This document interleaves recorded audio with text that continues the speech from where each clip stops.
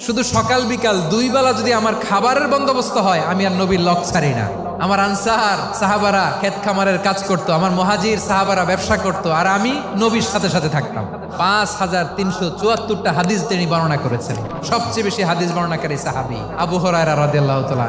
বিড়ালের বাবা কি করতেন? খালি হাদিস মুখস্থ করতেন। হাদিস প্রিজার্ভেশনের কাজে বিশ্বনবী ওনাকে কাজে লাগিয়েছেন। উনি একদিন বলেন, ইয়া রাসূলুল্লাহ আসমাউ মিনকা কাসীরান ফালা আহফাজু। নবী অনেক কথা শুনি, আমার মনে থাকে না। বিশ্বনবী বললেন, তাই তোমার চাদরটা বিছাও। আবু হুরায়রা বিছালেন। বিশ্বনবী হাত বুলায় দিলেন। এরপরে অনেক হাদিস বর্ণনা করলেন। আবু হুরায়রা বলে, তারপর থেকে বিশ্বনবী যাই বর্ণনা করে আমি শুনি আর একটাও বলি না। এখন সুবহানাল্লাহ। বিশ্বনবী ওনাকে নবীর এই যে লক্ষ্য হাদিস প্রিজার্ভেশনের এই দায়িত্ব দিয়েছেন সাইয়েদনা আবু হুরায়রা রাদিয়াল্লাহু তাআলা। আপনারা কি খেয়াল করেছেন কত বড় চৌকস ট্যালেন্ট হান্টার ছিল আমার নবী? এক একজনের এক এক ট্যালেন্ট, এক একজনকে এক এক দায়িত্ব দিয়েছেন, এক একজনের প্রতিভাকে এক একভাবে বিকশিত হওয়ার সুযোগ দিয়েছেন। আওয়াজ করে বলেন ঠিক কি না?